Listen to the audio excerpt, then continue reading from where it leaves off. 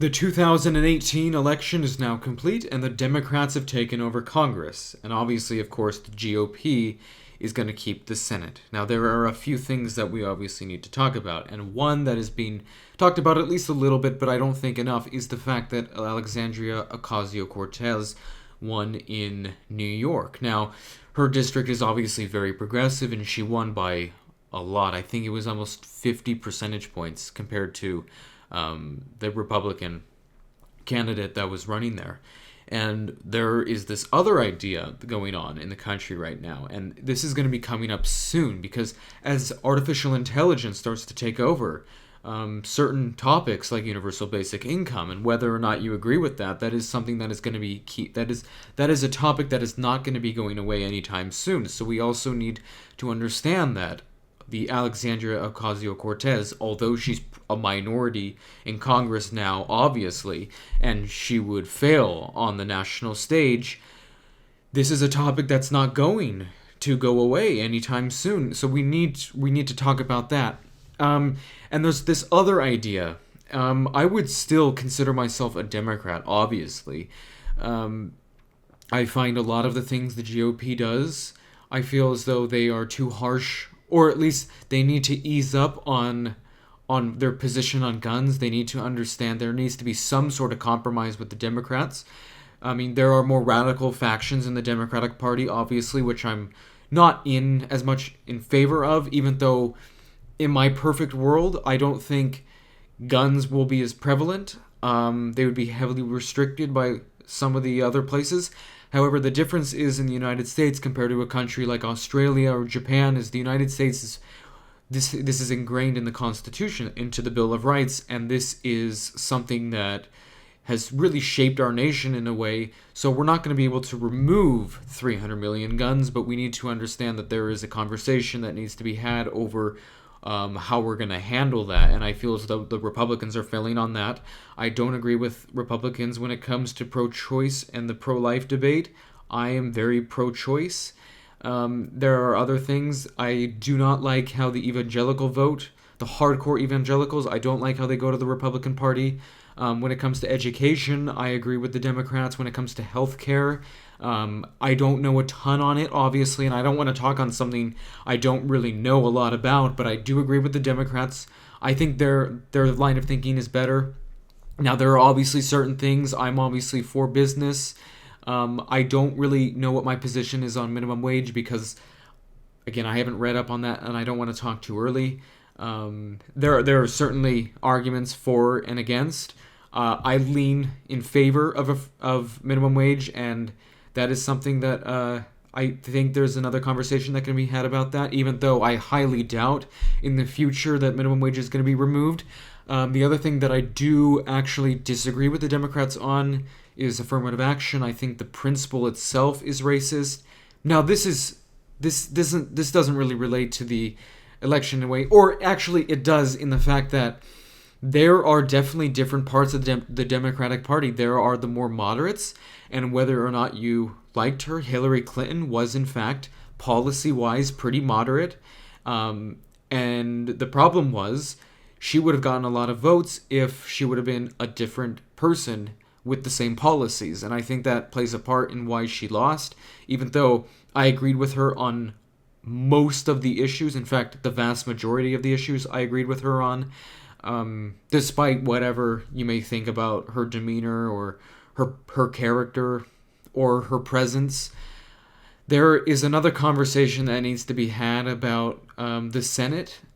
It's going to be interesting to see how a Democratic Congress is going to interact with the Republicans, the GOP, and then how that's going to integrate with Trump, because obviously there have been cases before in the history of the United States where there is a Republican president, a Democratic House, and a Republican Senate. But again, there's never been a Trump-like figure in the White House. The other thing that's been in the news is the fact that Jim Acosta, the CNN correspondent of the White House for CNN, had his press pass revoked today. Obviously, him and Trump have had a lot of heated debates before, a lot of heated exchanges, and it sort of culminated today. Now, it's going to be really interesting to see how this midterm election is going to affect Republican strategy and then Trump himself in 2020. I mean, I think this time was different. Election was obviously not an upset. The 2018, it was obviously fully predicted that the Republicans would keep the Senate and the Democrats take the House. Fully expected. But there was no Trump-like figure. And the thing is, whether or not you like Trump, he gets a lot of attention and he knows how to manipulate the media in a way to give himself the most attention. And the weird thing about Trump, in fact, is not that the media hates him, is that he is able to take the hatred from so many organizations and people in the media and use it to his advantage. And that's something that we've gotten out of him because of his status as an entertainer. I'm really curious to see how the Democrats, how they go about their new 116th Congress term and Nancy Pelosi or whoever takes over her spot, if anyone does. It's going to be really interesting to see that. Now, I do not like how there's a big portion of the Democratic Party, the progressives regressive part of the party, the social justice warrior side of the party that is hijacking the Democratic Party. Because the thing is, when you look at the policies themselves, most people will agree with the Democrats. The Democratic Party has always been the one for fighting for the little guy. The GOP has been the country club party. But the thing is, I've seen it firsthand, people who lean left but have seen the identity politics, and whether they are right or wrong to do this, have moved right because they have felt that the SJW side of the party was simply too much of the party. I think the Democrats don't fight in a way that the Republicans do. I think the 2020 election is going to be brutal. But I am pretty happy with how it turned out last night. One example, one way to qualify what I think about the Democratic Party right now and them winning. Again, I am not a supporter of Ocasio-Cortez at all.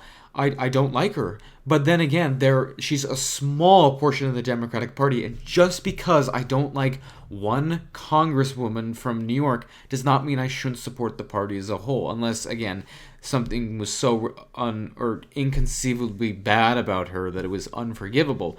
But even then, there are so many people in the Democratic Party, and despite all the flaws they have, the Republicans have their issues too. Tulsi Gabbard of Hawaii, I'm a huge fan of. There is the Democrat who won versus Scott Walker in Wisconsin. I watched some interviews with him, and he seemed very level-headed. He seemed much more like the classic Democrat from a few decades ago, and I really like that. To me, the Democratic Party of a couple decades ago, even 10 years ago, even 5 years ago, didn't play into identity politics as much. Or, I mean, at least there were people who did, but they were not as big of part of the party. Now, the point of this video is that the election last night was very important, and it's going to have long-lasting impact on the next 2 years. What happens, depending on if the Democrats are effective, I don't think that Trump will be able to get impeached at all.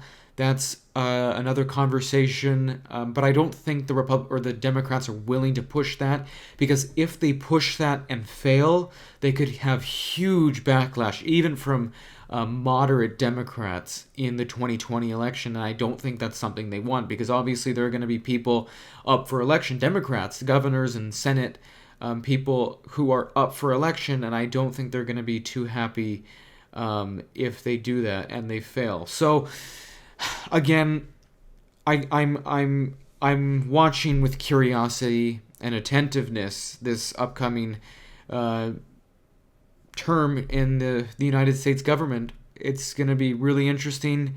It'll be weird to see how Trump responds to this, because one of the things that Trump has done, he's fought a lot with people in his own party. John McCain is an example. But now he's going to have a Democratic-led Congress, and this is going to be something that's that they're really going to butt heads on, and it's going to be, I think it'll be unexpected. But that's basically what I wanted to say. If you have any thoughts, obviously let me know. I'm trying to get into the hang of these videos again, so if my mind is wandering a little bit and going off the actual topic I'm trying to stay on, then I feel like I need a little bit more practice before I get back into the tune of things. And at this point, I don't want to use a script or anything. I just want to maybe think it over a little bit and then hit record. But that's basically all I have. Let me know what you think, and I will see you in the next one.